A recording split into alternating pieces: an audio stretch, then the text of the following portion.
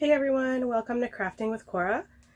So today we're going to learn how to sublimate one of these little bunny bags.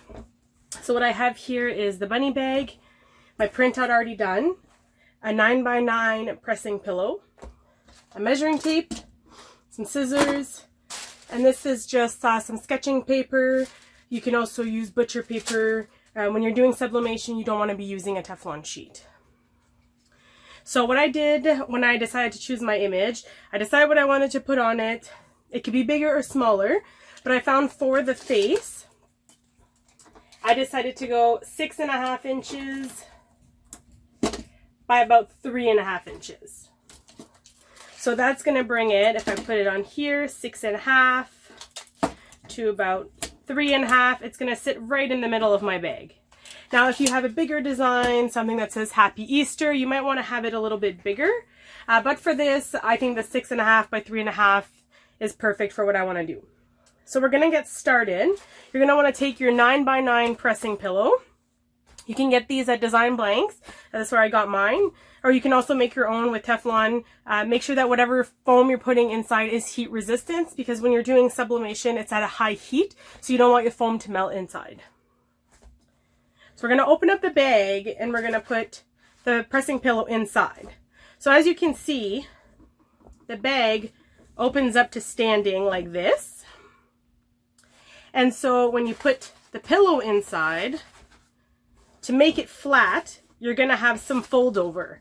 So you're going to want to make sure that the fold is happening at the back or under, so that where you're pressing, your image is going to be completely flat. So we're going to have to peek inside the bag and see that the handle's not in the way either. And then we can take our image and place it in front, and this is what it's going to look like. So when you're selecting your image on your computer, make sure that you're mirroring your image before you print it. So in this case, it doesn't really matter since the face is symmetrical. But if you have anything with writing, you're definitely going to want to make sure it's mirrored. If not, when you take the page and actually press it down, your text will be backwards. The other thing I do to make sure that I place this properly is that I cut around my image. Now, it doesn't matter if there's jagged edges. The paper is not actually going to go on the bag itself. It's just going to be the ink from the picture that's going to transfer onto the bag. So now that I have the size of my image, I can place it directly where I want it on the bag. And then I know exactly that it's going to be centered and right where I want it. So at this point, you can use some heat resistance tape, which I hadn't taken out earlier, but it looks something like this. It doesn't leave a mark on your item, so you can put a piece of tape to tape down your image. This stops it from ghosting. Ghosting in sublimation is when your picture will print on, but then when you're lifting open your heat press, it moves a little bit and prints again. So then you have two of the same picture. One of them is prominent and one of them is kind of more in the background.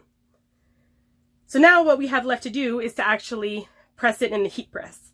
So for the heat press, we've set it at 200 and we're going to press it for 45 seconds. So I've had the heat press running already, so I'm going to bring it over to the heat press and show you how it's done.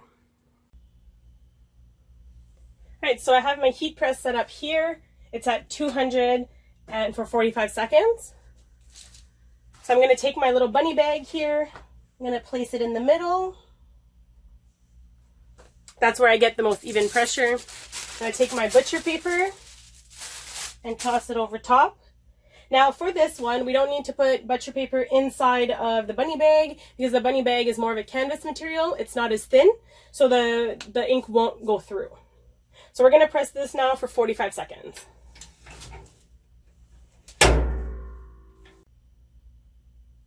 Okay, so it's been 45 seconds. We're going to open it up. Now, as I mentioned earlier, this is high heat, so you're going to want to be careful when you're taking everything out of the heat press. Move over down here so you can see my bunny bag. Now for this part, since it is so hot, I try to take some tweezers to kind of pull off the tape. Careful not to damage the garment. And there you have it. So I'm going to let this cool down for a few minutes before I kind of play a little bit more with it. But I'm going to show you, this is what my bunny bag looks like. I'm going to take out Take out my pressing pillow. If you scooch it out a little bit like that, sometimes it cools down a little bit faster. So now we've got the bunny bag with the ears and the handle that has a nice cute face on it. So these are perfect for Easter. You fill up your little baskets. Or you can even do, if you have children, grandchildren, your class, if you're a teacher, you can put the little face on and then even put their names on the bottom. That way each child knows which bag is their own. So that is how to sublimate one of these lovely bunny bags. Thanks for tuning in. Check out our other videos. Have a great day.